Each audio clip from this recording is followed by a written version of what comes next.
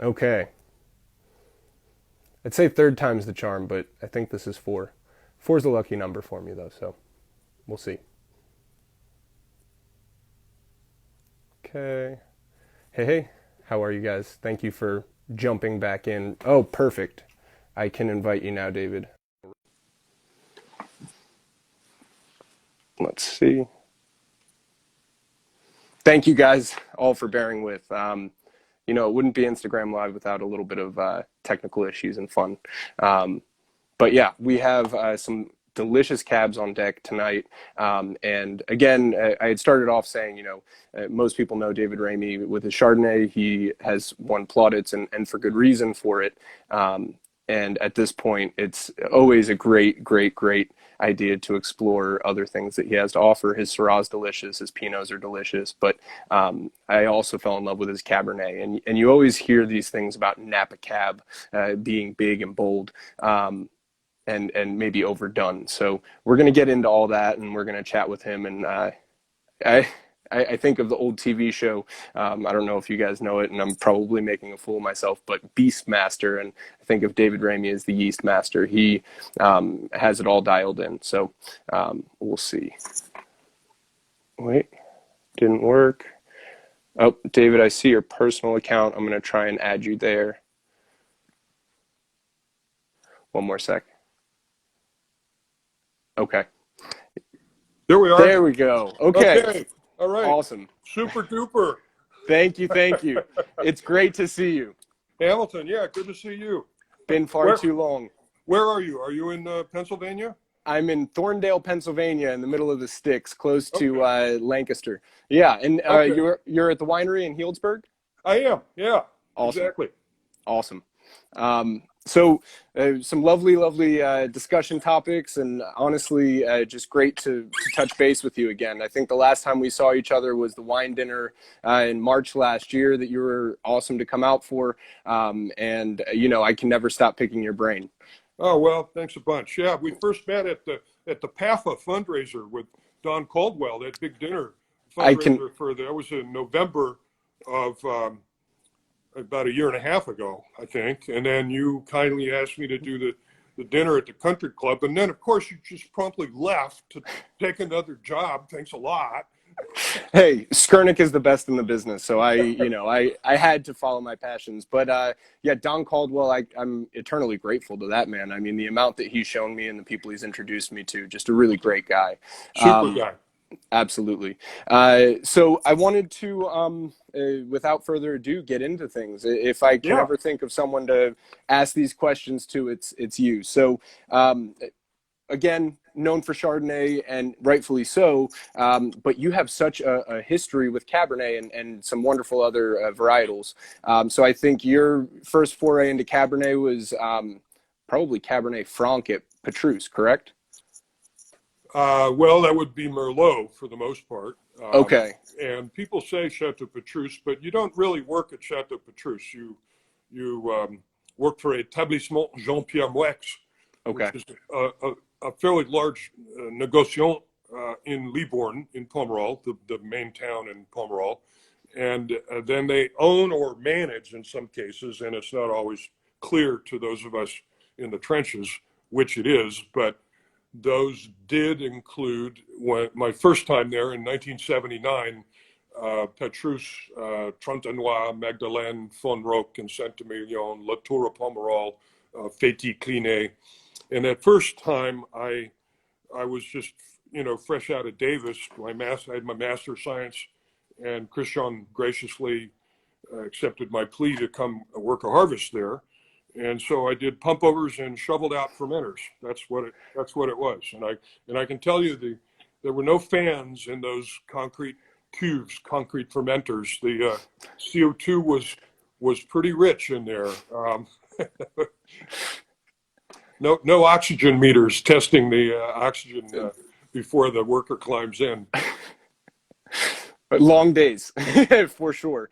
And actually, speaking of Petrus and fans, I had read something on Wine Searcher about the 1987 vintage. And of course, that was after you had left, I believe. But Olivier Berrouet was quoted as saying that they had to use, it was such a wet harvest time, they had to use a helicopter to dry out the vineyard, which was probably the most outlandish thing I had ever heard. So I didn't know if you had seen that firsthand.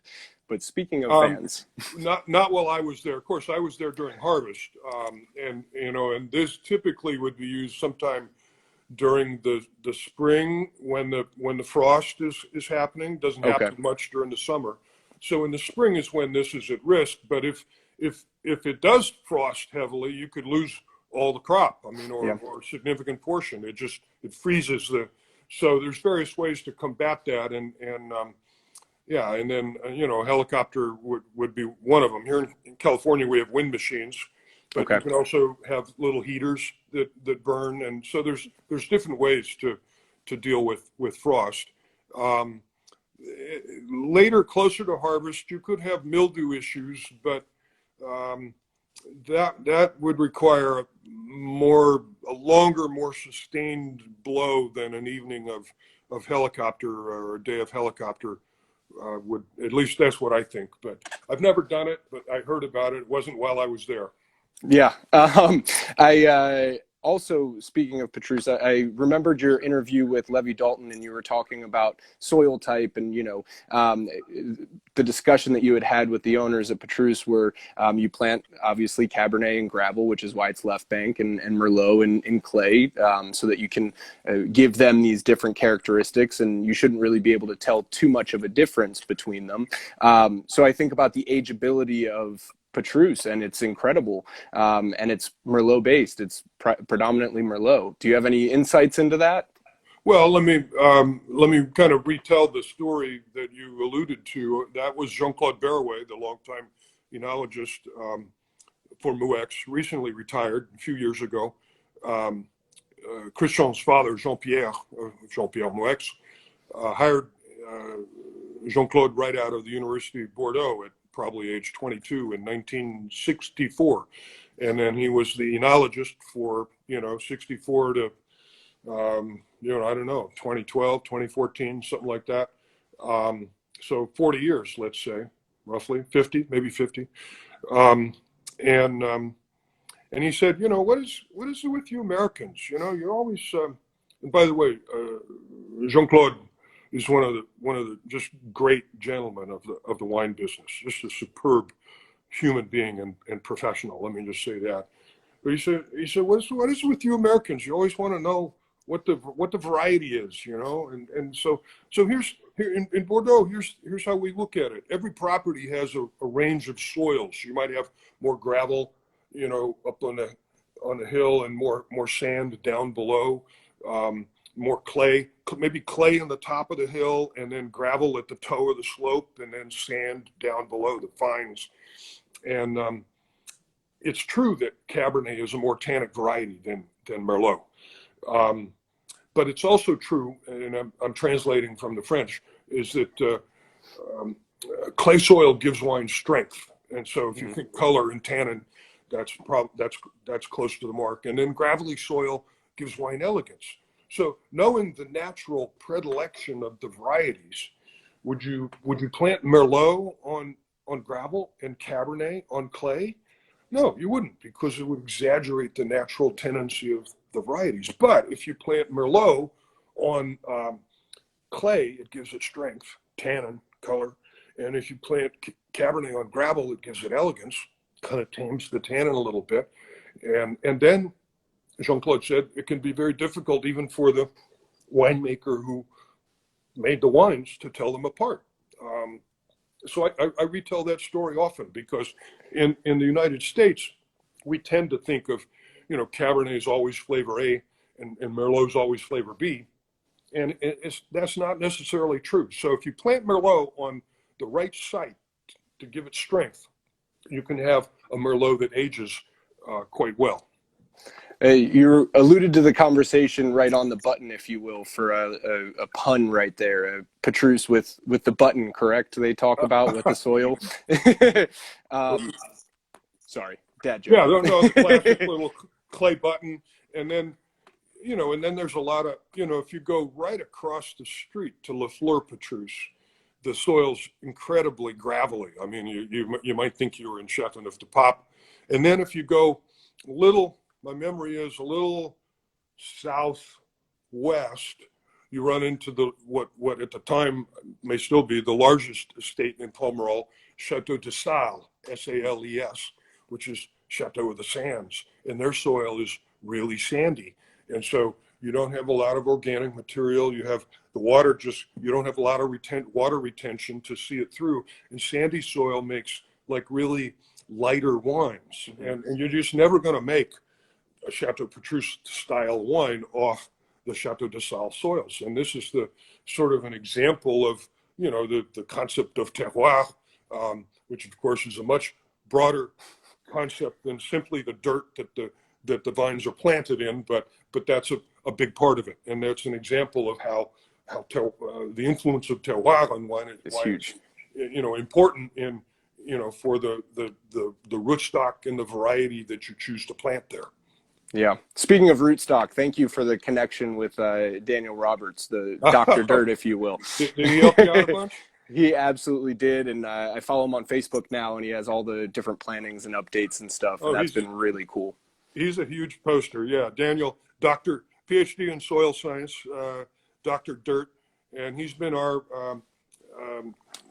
after a long career at Renaissance in the Sierra foothills, and then Sterling, and then Kendall Jackson, where he had the privilege of doing soils work and designing vineyards for them all over the world, South America, Australia, I think even Italy. He's been independent, and he's been our viticultural consultant for, 25 years. So that's a lot of fun working with Daniel. I didn't think anyone could rival the depth of knowledge that you have, but two different types, and he is awesome.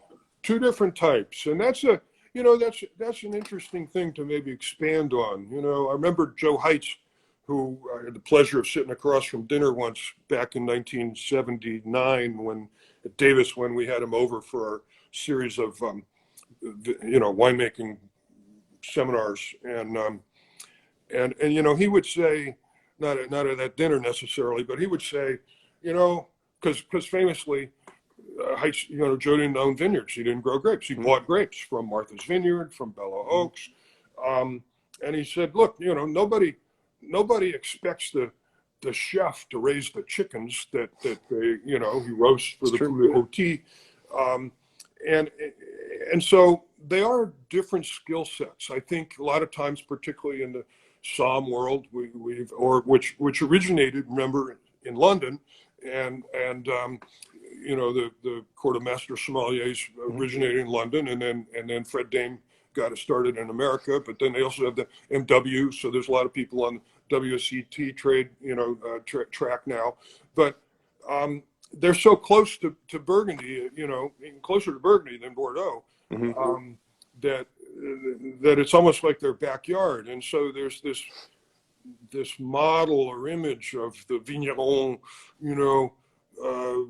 behind the horse plowing the fields and tending every vine, and in reality that doesn't really exist very much, and they are different skill sets. I would analogize a little like the difference between being an architect and a structural engineer, and both skill sets go into producing the same product, which in this case would be a building in that case. And in this case, the grower and the winery collaborate on producing an end product, but there really are substantially different skill sets. Now, in my 40 plus years making wine and tromping around vineyards, I've learned a little bit about soil. I've learned a little bit about vine physiology. Of course, I took all the, basic, botany, biology, viticulture classes in college. I understand the difference between xylem and phloem,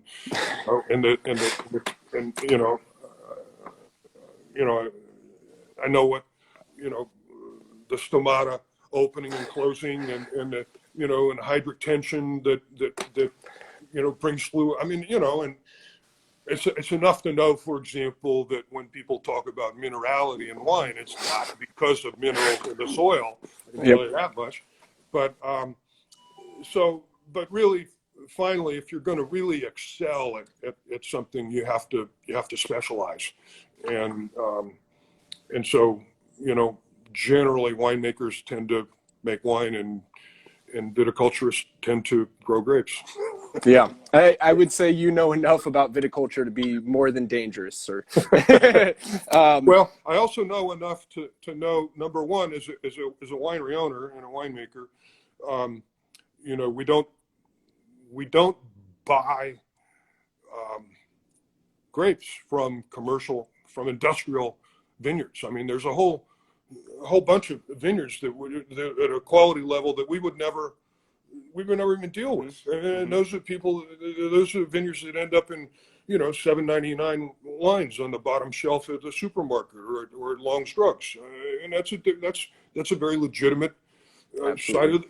side of the business, but it's not our, we're a large, small winery. So we're family owned and Mm-hmm. operated. We make 30 to 35,000 cases of wine, but it allows me only to deal with, really top growers like Larry Hyde, like Joe Rocchioli, like the Martinellis. We're over Yep. for lunch this week. The Morrisons we're starting to deal with.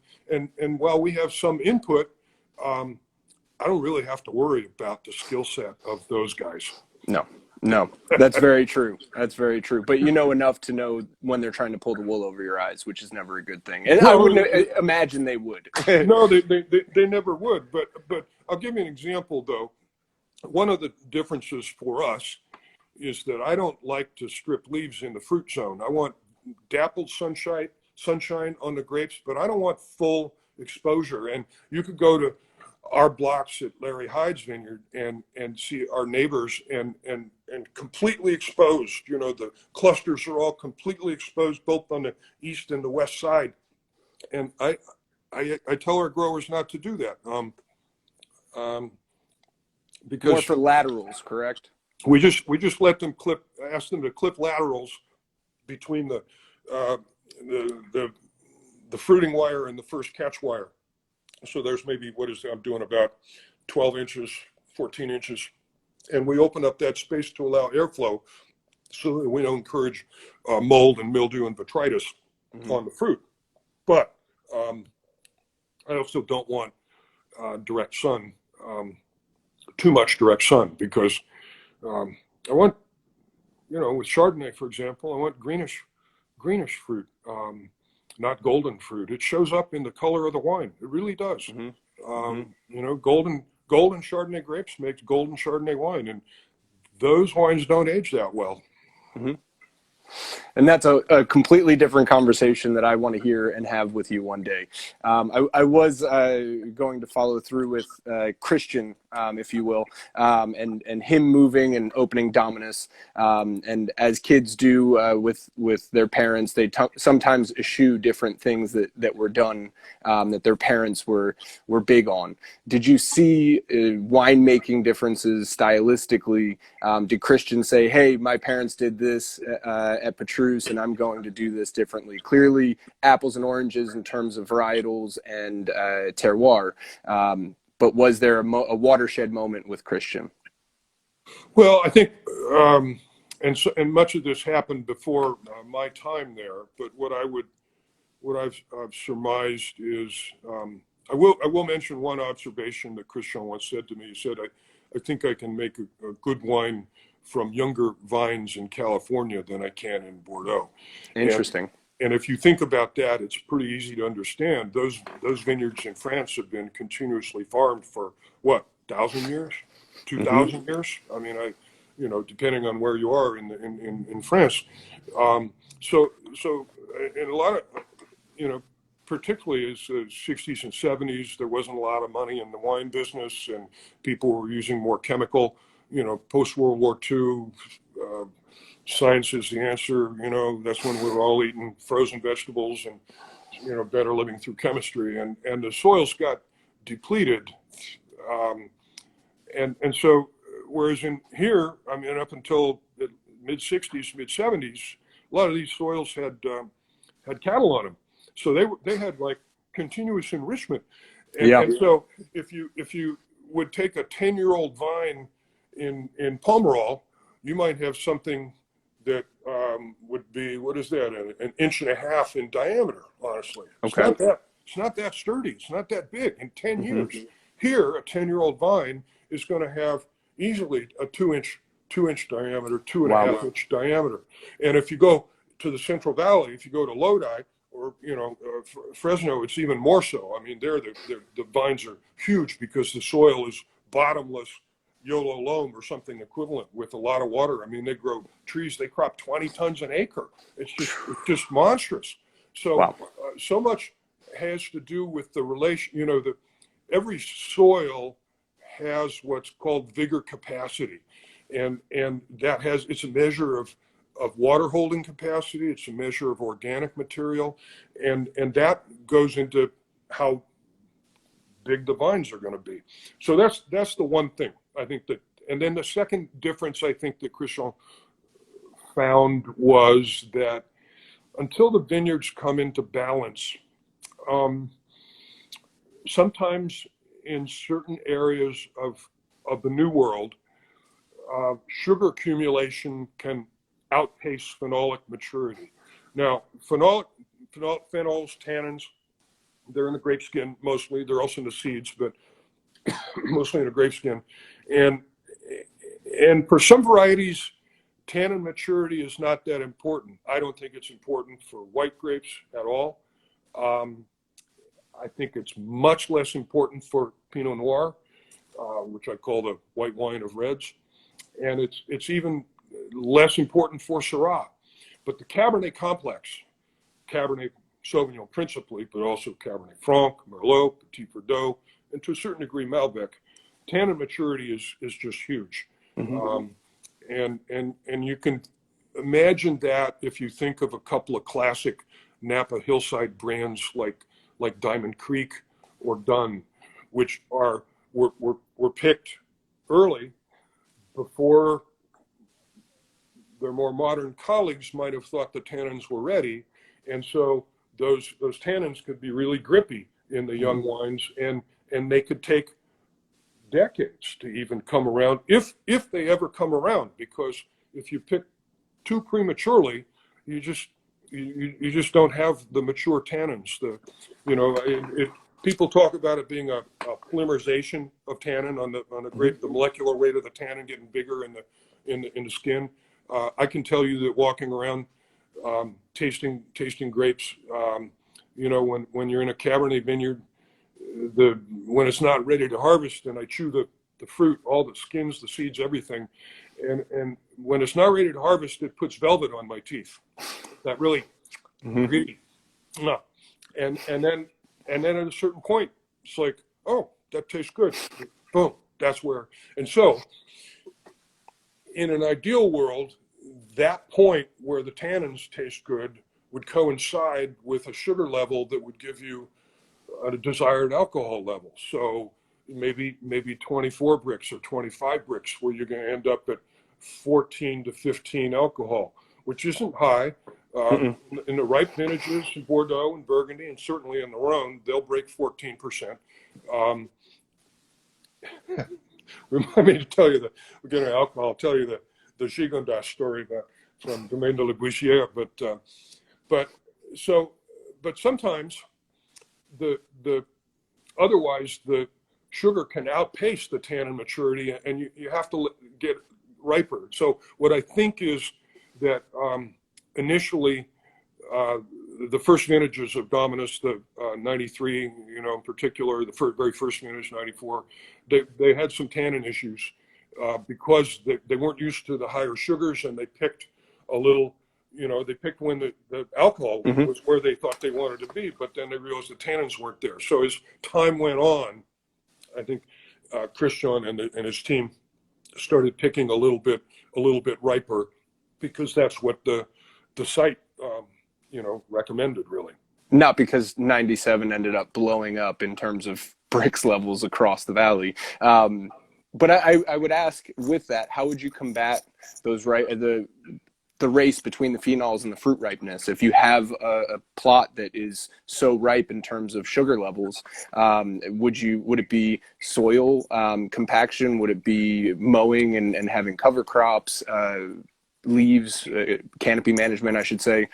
What do you think? Mostly it has to do with growing in the right climate, the right area. And I will say that my experience, ancillary though it may be, is that those growing areas that have short, hot growing seasons are particularly prone to needing higher sugars to get mature tannins. And that is basically a question of elevation and latitude. So Lake County can have that issue because it's both high and a little bit north. The Sierra foothills can have that issue. Amador, Placer, El Dorado counties. Washington has that issue, you know, the Yakima Valley and you know, Columbia Red River Mountain Valley. And the way I know some of my friends that are winemakers up there, the way they deal with that is they do pick a little riper. They might ameliorate the must a little with a little bit water to bring it back. There's inside baseball, folks. Sorry. But mostly what they do is drain off the skins early. So instead of the classic 3 weeks on the skins, they might drain it at 3/4 of the way through the fermentation to limit extraction. So those are winery techniques for dealing with what you're describing. Back to your question, Hamilton, is that really it's the climate that's going to determine that. And so finding that right space, you know, at the other end, I mean, here just between Napa and Sonoma generally is cooler than Napa because it's closer to the ocean. Mm-hmm. And in our warmer spots like Alexander Valley, Rock Pile, the middle of the Sonoma Valley, the sort of Moon Mountain area, you get enough heat to mature the tannins, but probably at a lower sugar than even in Napa. And then if you go too far west, if you're in Russian River, you know, then you start to have issues with sugaring up. I mean, you're going to end up maybe at 22.5 bricks, you know, in a 13.5 alcohol wine. And you know, if that was a really popular thing to make, well, I guess Russian River Cabernet would be a big thing. But you know, it's not. No. You'd see some chaptalization at that point with that style. Yeah, exactly. Yeah. So I remember hearing something that you said at one point about lees and leaving it on the lees to help refine the tannins a bit. But also I wanted to mention two parts to this. The annum that I have with me, I know has a beautiful blend. Thank you again, between mountain fruit as well as valley fruit. And obviously two different handlings when it comes to utilizing the fruit itself and ripeness and skin thickness. And our first conversation was about catechins. I remember that. So skin thickness will be a bit more. The catechins, the seed tannins, you don't worry about as much. But what's behind your blend? How are you picking the blend that you put together for that? Well, annum is Latin for year, is in per annum. So it's all our wines are either single vineyard or what the French call village, or you know, AVA, American Viticulture Area. So, and the AVA wines are blends of different vineyards. And the single vineyard wines are single vineyard. So this is the one wine per annum that is a winemaker's blend. And so we take all of our Bordeaux varieties and we make a small amount of the best wine that we can. And mostly, I mean, now we have a team that tastes, but you know, Cameron Fry, our vice president of winemaking, and I've been tasting wine together now for 18 years now. Wow. And our palates are almost identical. I mean, if I couldn't taste, I would just defer to his judgment. But now we have Lydia Cummins is our associate winemaker. She joined us in 06, I think, so 14 years. And then, our two kids have joined the winery, Alan and Claire, and they taste also. So it's a group judgment, but I don't pay. The only thing in the past I've made wines that were non-varietal. This is a Cabernet Sauvignon, so that's the only stricture. And honestly, I do that because that's the market. The market wants Cabernet Sauvignon. If it's not Cabernet, you got an explanation thing on your hand. If it's Cabernet Sauvignon, it's like, okay. So that gives us 25%. When I started in the business, I was at Davis, so it was like mid-70s, and there was a Los Angeles lawyer named Robert Benson, I think his name was, and he was, as I remember, he was instrumental in getting the law changed. At that time, the California law for varietal percentage was 51%. Wow. 85 now, correct? It's 75%. 75. Variety. It's 75% county. It's 85% AVA. Okay. So I wasn't that off. I got worried for a second. So if it's Russian River Valley, it has to be 85% of the grapes come from that. So where were we going with that? We were just talking about the blend that you were putting together with the annum and how it was dictated by the market in terms of cab. Yeah. So other than the fact that I make it a Cabernet Sauvignon, I mean, it just we're just making the most delicious wine we can. It's amazing. I mean, 2015, such a ripe vintage, but this has such texture and delicacy, and the tannins are right where you'd want them, even so young. So really delicious. Also, I mean, with that blend, you'll probably have more of you probably already have pick of the litter when it comes to fruit sources, but I hear that fruit prices are dropping in Napa. Last year they were dropping, and I'm sure that you'll have a little bit more fun to be able to work with different sources in the years to come. In the years to come, not this year, because at the same time as the reason prices are dropping is because wineries are trying to be proactive and make less wine. So contracts contracts that were up from renewal are not being renewed. And yes, I'm getting a lot of calls. There are a lot of available grapes. The wine grape business is cyclical, just like almost all agriculture. And right now, we're in a place where grapes are more readily available. I wanted to ask, we'll talk single vineyard now, the Pedregal, 2015 Oakville. I am going to bring out my geeky SOM map that I visited Mathiasen last year, as you know, and they gave me this topographical map, which was extremely helpful. But for those of you that aren't familiar with Oakville, I feel like, and correct me if I'm wrong, it's in that sweet spot where you do get the morning fog sometimes, you do get that diurnal shift that you look for in terms of ripeness. So it won't be as ripe as, say, Rutherford, but it also still has that ripeness of fruit that everyone wants. Where is Pedregal for everyone specifically? Is it Tokelon? It's not Tokelon, but you know. No, it's so. Let me elaborate on some of the things you alluded to. Pedregal itself is across the Silverado Trail from Rudd, below Della Valle. So if you were headed up to Della Valle, you go back a little, quarter mile perhaps, and then there's a little bridge. You take a sharp right and go uphill. But just before that on the left, that's Pedregal. And it's just a 3.5 acre site. There's 3 acres of Cabernet. There's half acre of Petit Verdot, and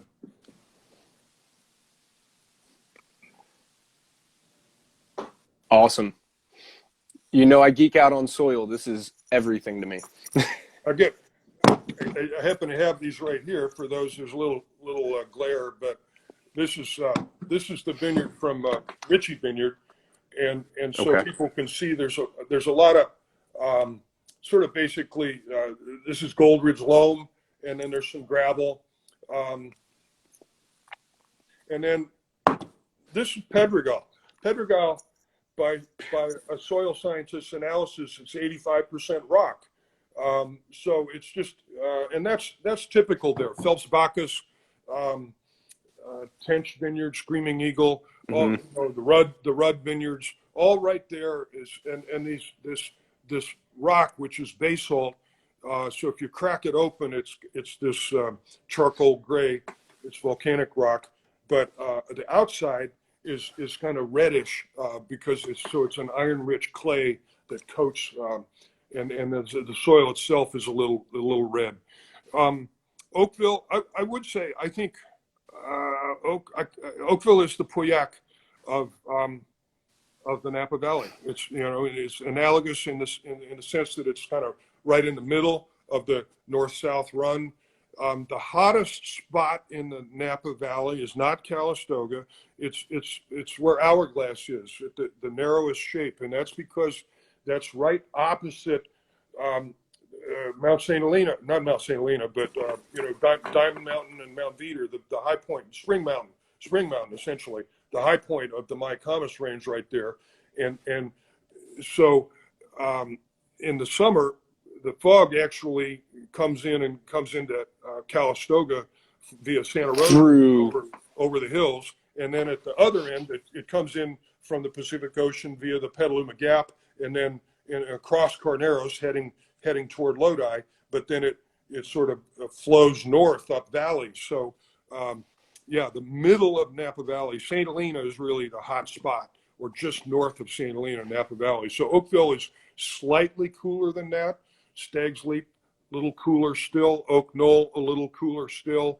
And there's this combination of you still get some of the morning fog, but then it gets plenty warm. In general, for about 4 years, for 10 years, we lived in Glen Ellen, and I went over 4 years. I went over the hill to Rudd, Dominus, and then Rudd. And in general, Glen Ellen is, in the middle of summer, Glen Ellen is 9 degrees cooler than Oakville. Wow. So that gives you an idea of and then if you keep heading west, I mean, then, you know, Santa Rosa is another, I don't know, 5 degrees cooler than Glen Ellen, and then you get to Sebastopol and you're 5 degrees cooler. And, you know, the closer you get to the ocean, and when you get to the ocean, you get to Bodega or Fort Ross. I mean, it's 65 degrees, you know, max. I mean, it's just, Yeah.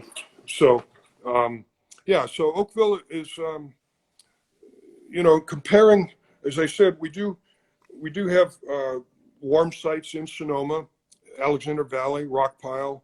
We're starting to make a Sonoma Cabernet, starting with 17 vintage. It'll be out Oh, wow. this fall from the Cooley Ranch, which my friend Tom Klein owns.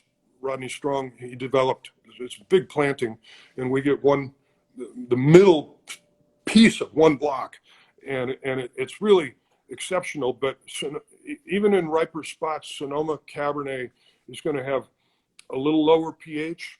You know, Keep the freshness. it's gonna, yeah. It's sometimes I used to say that, like, Sonoma Cabernet has treble notes and Napa Cabernet has bass notes. So there's a different character that has to do with proximity to the cooling influence of the ocean.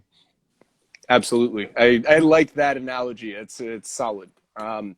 And with talking about climate change and how these areas are changing, I see what Wild Horse Valley is a new AVA, and I see that in the Annam you've used some Oak Knoll fruit, a little cooler, and it definitely shows in freshness and in the wines in a great way.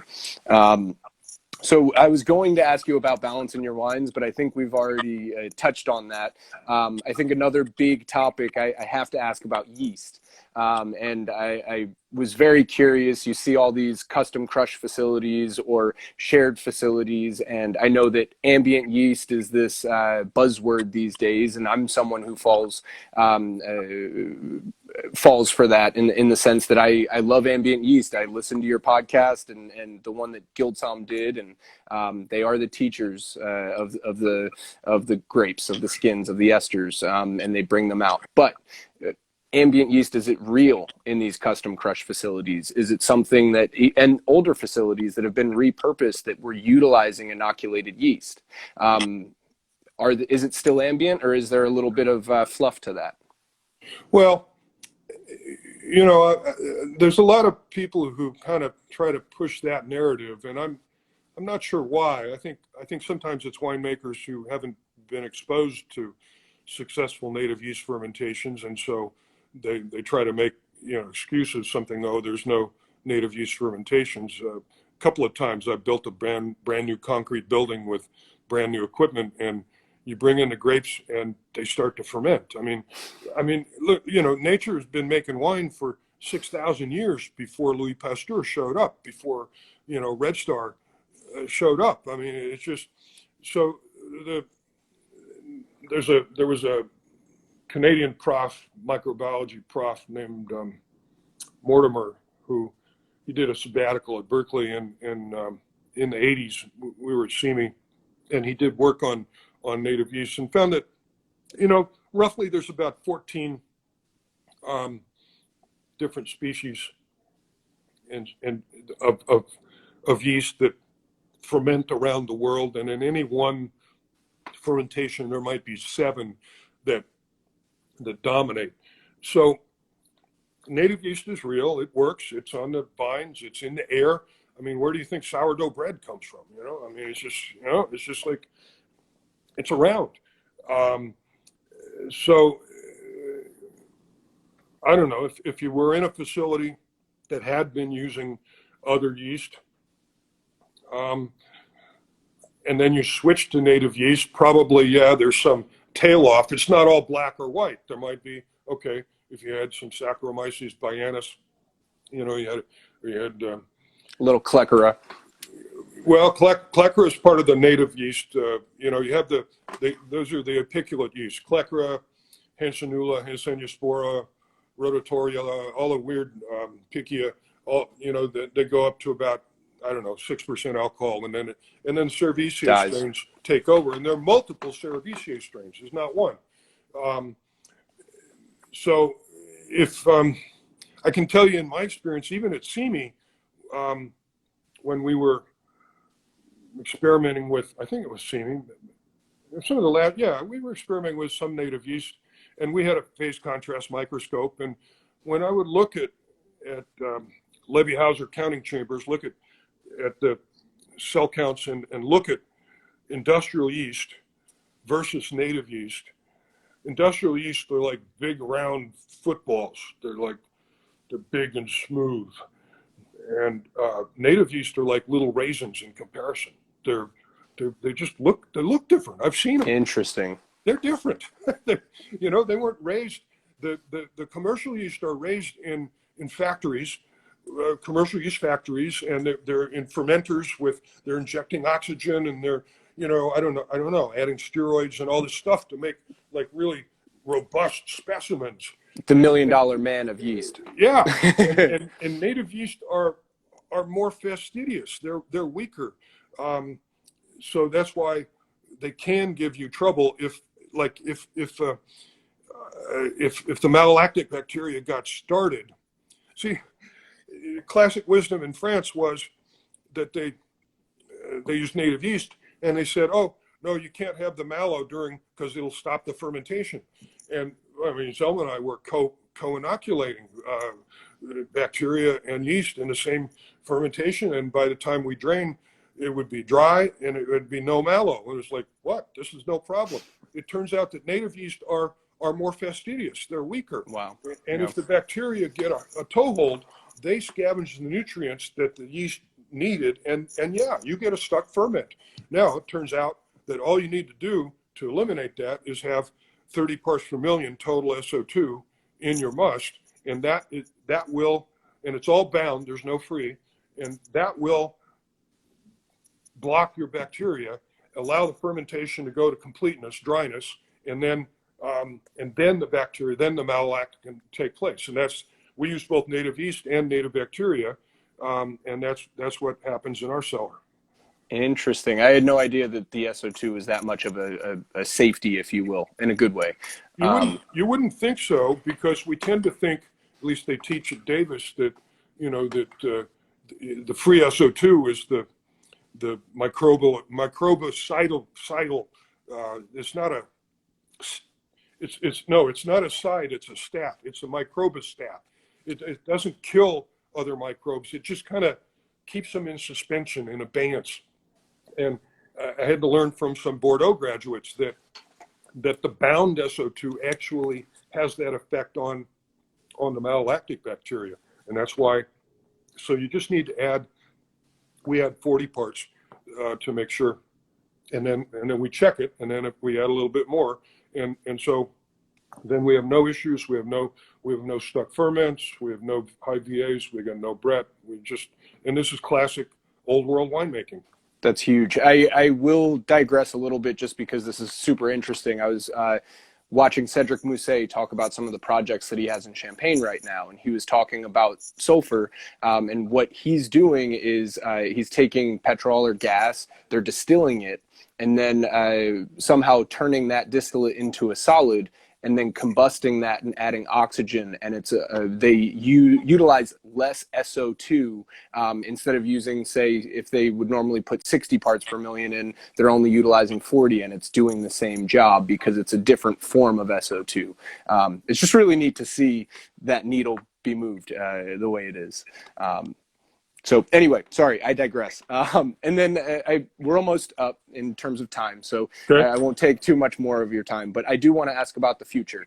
And with that, I remember in Levy Dalton's interview, he had asked you as well about, what are your incremental changes you're utilizing and experimenting with, and your answer was you had 2 barrels of Pinot, one with dry ice, one without. So I wanted to find out what the end result of that was, that experiment. And then Alan I met this year, and amazing guy. I have yet to meet your daughter and your wife, but hopefully one day. How do you see them furthering the Ramey name and the winery in the future? Okay, so that's two. Multiple questions. Sorry.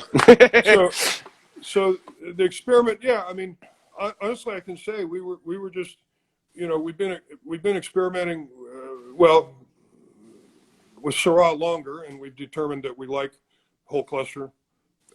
Some whole cluster, 25% or so. And then as we started to make Pinot Noir, we did the same thing, and we found we liked the whole cluster, about 25%.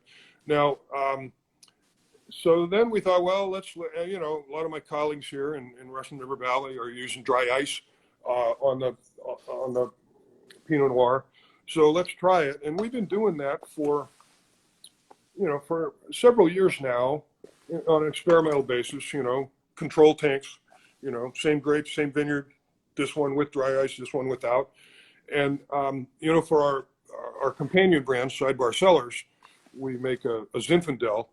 And this year we did the same thing because I wasn't sure about Zin. So we had enough that we could do 3 identical fermenters, one all destemmed, one 25% whole cluster, and one 25% whole cluster with dry ice.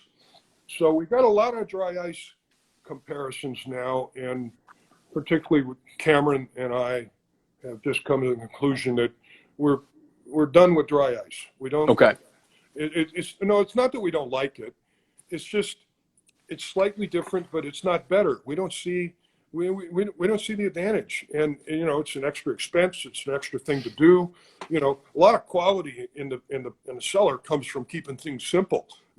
Don't make it complicated. Mm-hmm. It's like the more you can streamline the process, make it easy, a lot of times the better the results are. And so if we can eliminate one extra thing that the guys have to do, it seems to work out. So that's where we are on dry ice. On the other hand, even with Zinfandel, I find that I like the 25% whole cluster. Wow. It adds a, it just, what's the word I'm looking for? I want to say one of the words of the zeitgeist these days. I want to say crunchy. It makes it a little more crunchy wine, probably in all 3, in Syrah, in Pinot, and in Zin, and I like that. More character for sure. That's cool. And then I would ask, you have done the gamut in terms of phenomenal wineries in a great way. And then you started out and branched on your own, 96, 275 cases of Hyde Vineyard Chardonnay, if I'm correct. True, yeah. And your research. Guilty. With that, how did you make that jump? How do you go from working for someone else, and then do you save up a ton? Do you look for investors? What would be your words of wisdom for? I mean, I'm asking for a friend. Oh, no, that's simple. The best advice: don't quit your day job. True. Because we have grown the business without partners or investors. So my wife and I own the company, and Claire and Alan will take it over. Yeah, I was able, and it started because when Christian was trying to get me to leave Chalk Hill and come over to manage Dominus, I said, but Christian, you don't make any white wine. He said, well, you want to make a little Chardonnay on the side, that's okay. And, a light bulb went off. I mean, I'd made Chardonnay at Simi, at Matanzas Creek, at Chalk Hill. And I thought, wow, yeah, I can do that. I mean, I never thought of, we put it at making a little Chardonnay on the side. But I'd invested so much in my jobs at Simi, Matanzas, Chalk Hill, that I'd never thought of doing that. But I realized, yeah, I can do that. And so we just started small, 260 cases, 270. I knew Larry Hyde from buying his Semillon to go into the Matanzas Creek Sauvignon Blanc.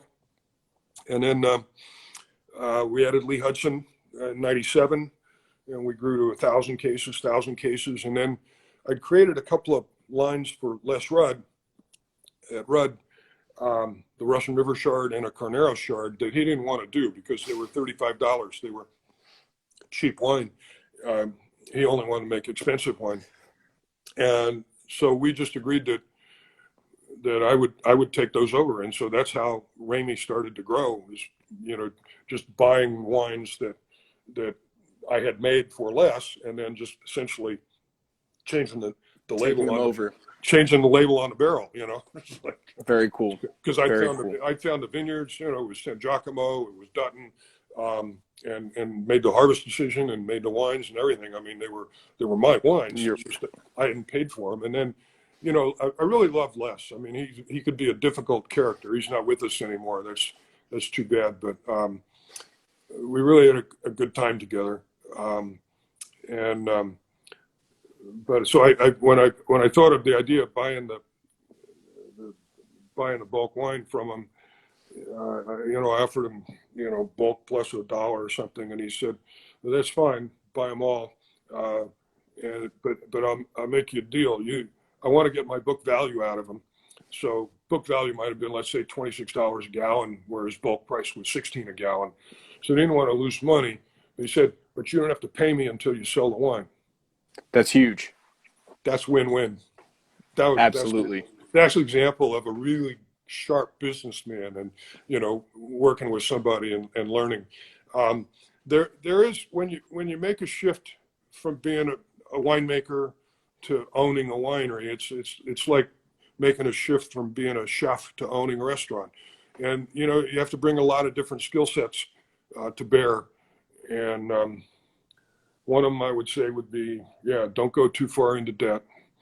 It's always a good call. Famous Warren Buffett quote, when the tide goes out, you see who's wearing the swimsuit. I like that. Well, David, thank you so much. I can't thank you enough. The questions are endless, so you will hear from me again. But I, from the beginning of my career until now, indirectly, you've influenced me greatly, and I can't be more appreciative. So thank you again, and I hope to be out there either for harvest or at least going through the vineyards when all of this craziness is over. So thank you again, David. Hamilton, thanks for having me on. Appreciate it. Hide all your fans and audience. Thank you. Take care and have a great night. Yep. Bye.